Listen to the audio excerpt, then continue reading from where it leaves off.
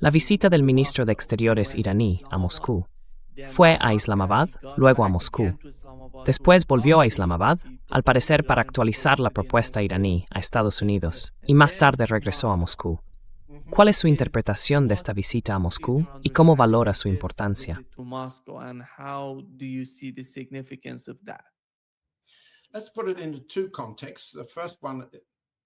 Vamos a ponerlo en dos contextos. El primero, y es muy importante, la visita. Muy importante. No podría serlo más, en un momento en que el mundo intenta hacer frente a esta guerra. Y ahora es una guerra global, al menos en el sentido económico. Así que es muy importante destacar que ha habido un apagón mediático en Rusia. Un apagón total. El señor Rakchi fue al Kremlin y allí ocurrió algo muy importante, de lo que hablaré en un momento. Pero por ahora, los medios estatales prácticamente han silenciado lo sucedido. Aparte de informar que asistieron el ministro de Exteriores, el embajador Jalali y el viceministro de Exteriores de Irán, no ha habido ningún comentario, ningún análisis, ni en RIA Novosti, ni en RT, ni en los informes de TASS.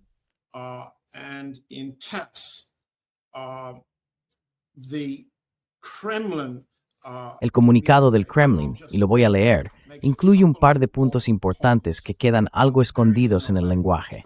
Primero, el presidente Putin dice que ha recibido un mensaje del líder supremo de Irán y añade: por favor, transmítale mis mejores deseos para su buena salud y bienestar. ¿Qué significa eso? Significa que el presidente Putin está diciendo que Mojtaba Khamenei está vivo y que espera que se encuentre bien. Y eso va dirigido a responder a las afirmaciones de los medios estadounidenses y de la Casa Blanca, que aseguran que el líder supremo está enfermo y no puede hablar. Ese es el primer punto. El segundo, Putin dice, y estoy mirando hacia abajo para citarlo con exactitud, para que podamos interpretar bien lo que quiere decir.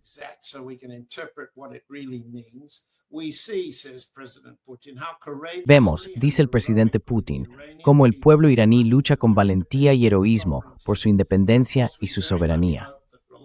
Por supuesto, esperamos sinceramente que apoyándose en ese coraje y esa determinación, el pueblo iraní, bajo el liderazgo de su nuevo dirigente, logre superar este difícil periodo de pruebas y que llegue la paz.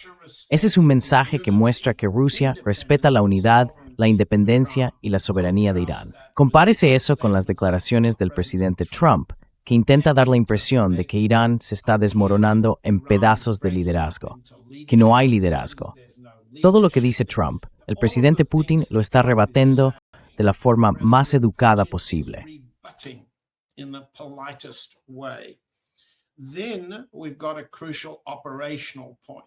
Y luego tenemos un punto operativo crucial.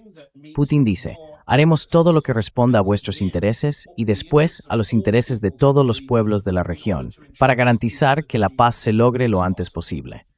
Ahora bien, él está diciendo: haremos todo lo que responda a vuestros intereses. Por favor, díganos, señor Arachi, ¿qué es lo que quiere? Esto es muy importante. Ahora, ¿a quién se estaba dirigiendo? Como se puede ver en las fotografías del Kremlin publicadas en la web, la figura más importante en esa reunión era el jefe de la inteligencia militar rusa, el GRU, el almirante Igor Kostyukov.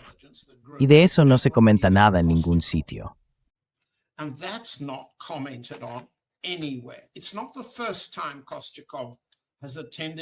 No es la primera vez que Kostyukov asiste a una reunión en el Kremlin con Putin y con el señor Arakchi. Ya ocurrió cuando Arakchi fue a reunirse con Putin en el Kremlin en junio de 2025, después del ataque estadounidense a los sitios nucleares. Ahora, que esté allí el jefe de la inteligencia militar rusa es algo muy importante. Imaginemos un poco, porque no hay ninguna información en la prensa rusa sobre esto. Y por razones obvias, el jefe de la inteligencia militar, el principal servicio de inteligencia en un país que lleva 4 años en guerra, no habla con la prensa.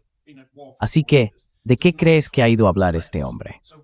La respuesta es que va a exponer cuál es la evaluación de la inteligencia militar rusa sobre los actuales despliegues de Estados Unidos, el movimiento de sus fuerzas, los marines, las fuerzas de desembarco, las fuerzas anfibias, navales, aéreas y todo lo demás.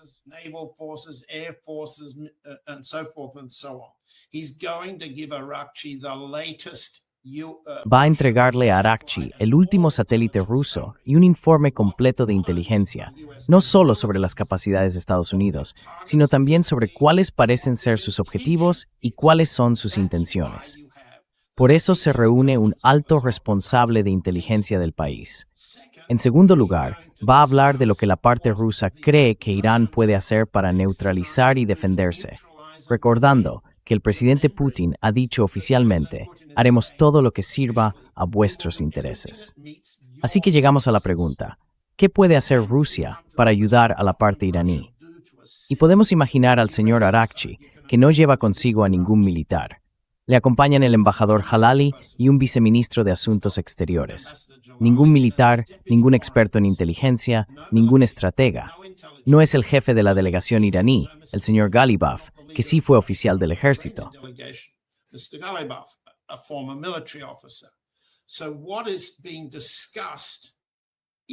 Lo que se está debatiendo aquí es qué puede hacer ahora Rusia en materia de inteligencia, de defensa, de electrónica militar, de satélites. No hace falta entrar en los detalles.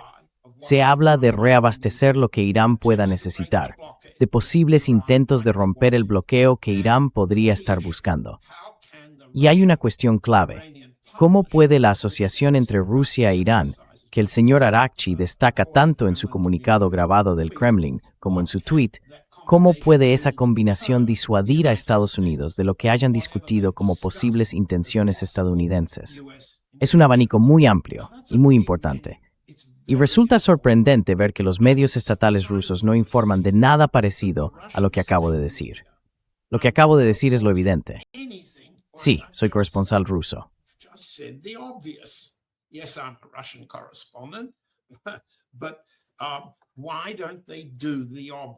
Pero ¿por qué no hacen lo obvio? La respuesta es que hay un problema serio en el lado ruso. Y lo deja claro el señor Yuri Ushakov, portavoz y asesor del presidente en Asuntos Exteriores y antiguo embajador ruso en Estados Unidos. Voy a intentar explicarlo. Ushakov hizo un breve comentario a Pavel Zarubin.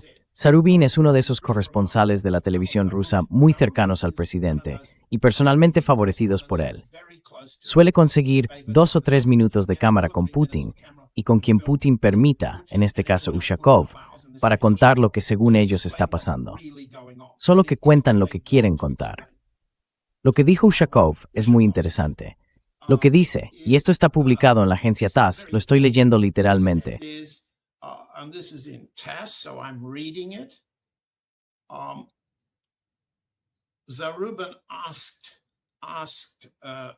Zarubin le preguntó a Ushakov cómo cree que podría interpretarse en Estados Unidos la reunión entre Arakchi y Putin. Piénsalo un momento. Rusia está manteniendo una conversación de cooperación dirigida por el jefe de la inteligencia militar rusa en este punto de la guerra. Y un corresponsal ruso pregunta: ¿cree que Estados Unidos podría sentirse ofendido? Eso fue lo que dijo. Esa fue la pregunta. Y esta fue la respuesta. No, dice el señor Ushakov, los estadounidenses no deben ofenderse. No hay expresar en ningún negativo respecto. ¿Por qué deben de hacerlo? Esto forma parte, sigo citando Ushakov, del tris diplomático habitual.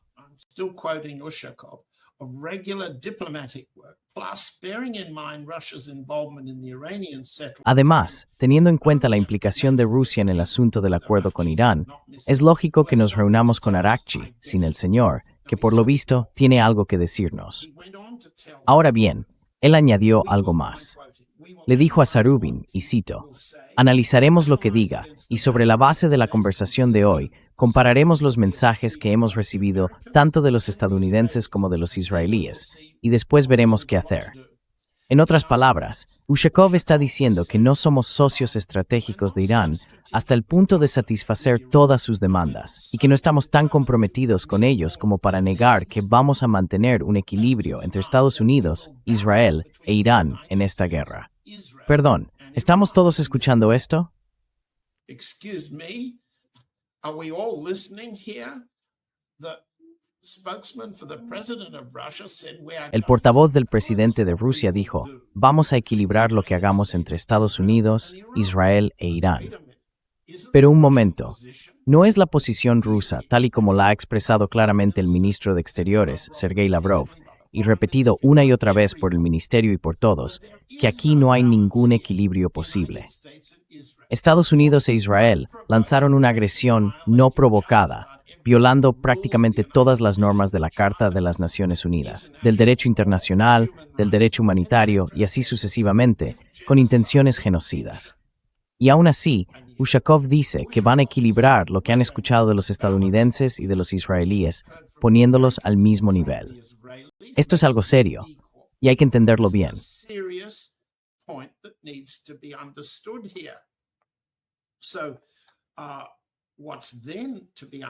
Entonces, lo que hay que entender es que el presidente Putin está delegando la gestión del apoyo a Irán en el Estado Mayor ruso. Y Ushakov dice que Putin sigue intentando ser todo lo complaciente y servicial posible con Trump. ¿Cómo sabemos hasta qué punto es complaciente y servicial? Porque tenemos el testimonio de Kirill Dmitriev, el negociador especial del presidente con los estadounidenses, en particular con Vekselberg y Kushner, los dos negociadores con los que Irán se niega a hablar, y con muy buenas razones. ¿De acuerdo? Pues bien, Dmitriev ha ignorado por completo todos los aspectos de esta guerra, y no deja de presionar a los europeos, en primer lugar, y de respaldar y apoyar al presidente Trump, en segundo lugar.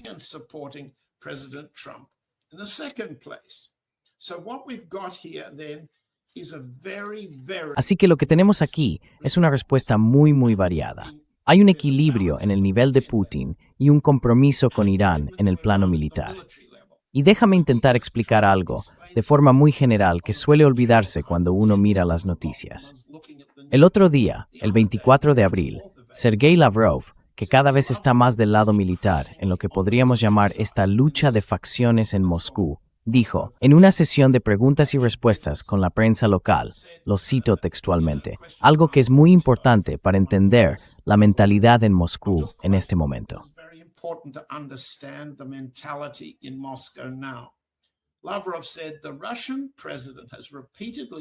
Lavrov dijo que el presidente ruso ha repetido muchas veces que los débiles son golpeados y que no hay nada más que decir al respecto. Así que hay que ser fuerte. Rusia es un país muy fuerte, fuerte en espíritu, el país más fuerte en cuanto a recursos naturales. Ahora bien, esa primera parte de lo que dijo Lavrov es una referencia intencionada al famoso diálogo de los Melios que Tucídides describió en su texto sobre la guerra del Peloponeso, hace más de 1500 años. Tenemos que recordar el contexto. Voy a leer exactamente lo que escribió Tucídides en un diálogo que precedió a un genocidio. Los atenienses asesinaron a todos los habitantes de Melos. A todos.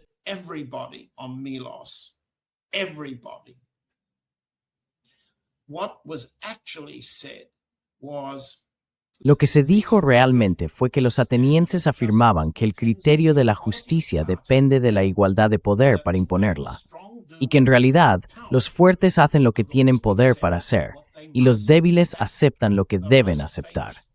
Ese es el fragmento más famoso de esa parte de la historia. Los fuertes hacen lo que pueden, los débiles aceptan lo que deben. Lo que Lavrov intentaba decir es que a Putin no le gusta perder, solo los débiles pierden. Rusia no será derrotada. Es algo muy distinto, muy distinto. Y vuelvo a Tucídides para subrayar la idea. El criterio de la justicia, según los atenienses, que en este caso fueron los asesinos, los genocidas, depende de la igualdad de poder para imponerla.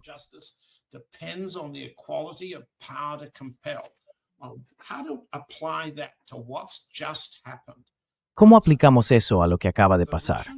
La respuesta es que la parte rusa no acepta que sea débil en comparación con Estados Unidos. El presidente Putin no acepta que Rusia tenga la igualdad de poder necesaria para imponer su voluntad. No, eso es justo lo que Dmitry repite constantemente, que Rusia debe apaciguar, congraciarse, hacer tratos con Trump, no disuadir a Trump, no usar el poder para obligarle, ni siquiera ofenderle mostrando que tiene ese poder.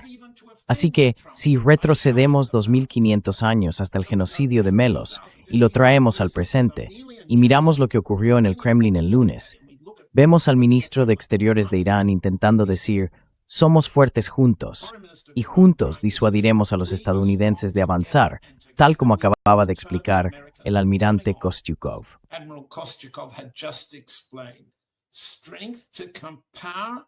strength to compel, equality of power to Fuerza para imponer, igualdad de poder para disuadir e imponer. Ese no es el mensaje de Putin, y Putin está cada vez más aislado en Moscú, tanto en la forma en que afronta la guerra de Ucrania como en este caso la guerra de Irán. Pero, y este pero es muy importante, el compromiso militar ruso con esa igualdad de poder para imponer y para disuadir sigue ahí. Es firme.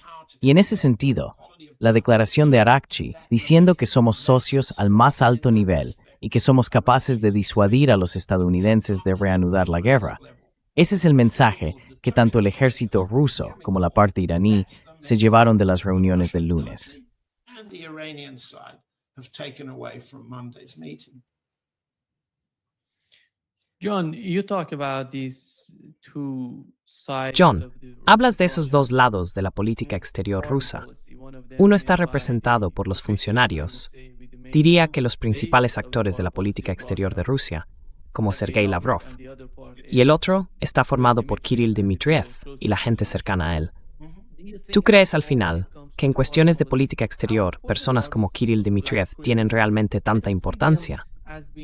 Yo no los veo, ya sabes, como quienes elaboran las estrategias de Rusia. Da la impresión de que los utilizan más bien como, digamos, personas que intentan llevar a cabo conversaciones, porque él tiene cierta capacidad para hablar, para negociar. Because he has some sort of ability to talk, to negotiate. He knows the language of the Él conoce el lenguaje de esa gente, como Witkoff y Jared Kushner. Por eso tiene tanta cercanía con ellos. Pero a Rusia no le importa demasiado lo cerca que esté Kirill Dmitriev de esas personas. Quieren utilizar a Kirill Dmitriev para conseguir algo, pero hasta ahora, en mi opinión, eso ha fracasado. ¿Y cuál ha sido el resultado de todo eso hasta ahora para la política exterior de Rusia?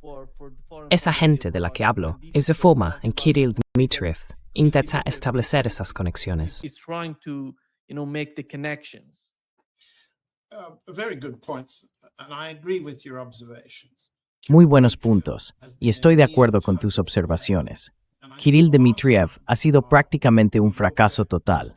Creo que la última vez que revisamos su desempeño fue a reunirse a principios de este mes, a principios de abril, con Witkoff, Kushner y el secretario del Tesoro de Estados Unidos, Scott Bessent.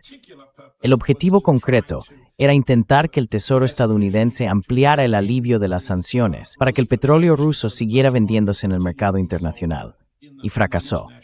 Pero después, aunque no por su gestión, el Tesoro acabó revirtiendo lo que Bessent había dicho, que no habría prórroga. Así que sí, coincido contigo, las negociaciones de Dmitriev han resultado, hasta ahora, un fracaso absoluto. Negotiations have proven absolute failure so far. However, and this is important to understand. Sin embargo, y esto es importante para entender cómo avanzamos hacia las elecciones rusas, que serán en septiembre, antes de las elecciones en Estados Unidos. Dmitriev no es simplemente la voz de su propia ambición, quizá con la idea de ser primer ministro o incluso algún día candidato a la presidencia. Representa a la oligarquía en Rusia, que es mucho más poderosa que él y que sigue dominando la política económica del país. Es aliado de la gobernadora del Banco Central, Elvira Nabiullina, que continúa manteniendo unos tipos de interés muy altos. Y aunque la semana pasada anunció una reducción de medio punto porcentual, creo que del 15 al 14,5%, y el fin de los tipos de interés especiales o preferentes, dijo que puede que haya que volver a subirlos. She said the interest rate may have to go up.